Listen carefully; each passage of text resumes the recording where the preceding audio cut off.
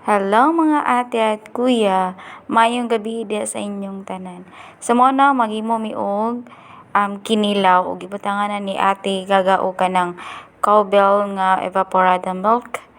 Yes, yung pinakadako siya ang ibutang guys kay daghan man ni nga isda nga mong napalit. So lami na siya, lami yun na siya i-try. And then first time pod nako, una nako nakatikim ani sa iya is katong naglaag mi diri sa ilang balay niya. Mao na yung gibutanan ako sa tigaga kung unsa iyang gibutang sa iyang kinilaw.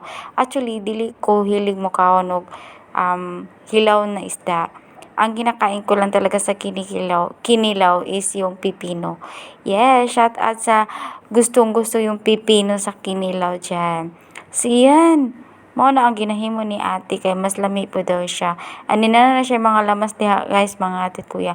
Og mao po na ang lemon, char may twister para daw dali. So mao na i-mix na siya tanan. Ug human ana, ibutang na dayon nato ang pipino. Yes. Dili pwede nga gamay ra pipino ibutang sa kinilaw oy, Diyos ko Lord.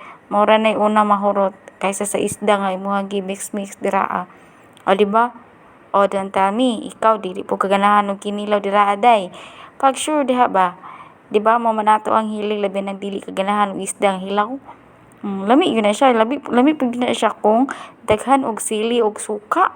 Mao na pinakalami sa kinilaw. Nya human ana kung dili na siya mahurot, himo ko natong pinaksiw. O di ba, shout out diyan sa ref namin, andun pa yung kinilaw. Yes, ginawa namin yung paksiw. Kapag magkinilaw kami sa bahay, yun yung ginagawa namin kasi yung hindi maubos.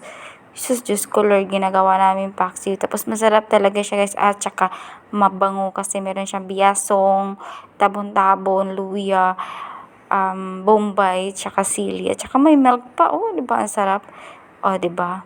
Hitsura pa lang yan. Mix-mix pa lang yan ni ate. Thank you for watching.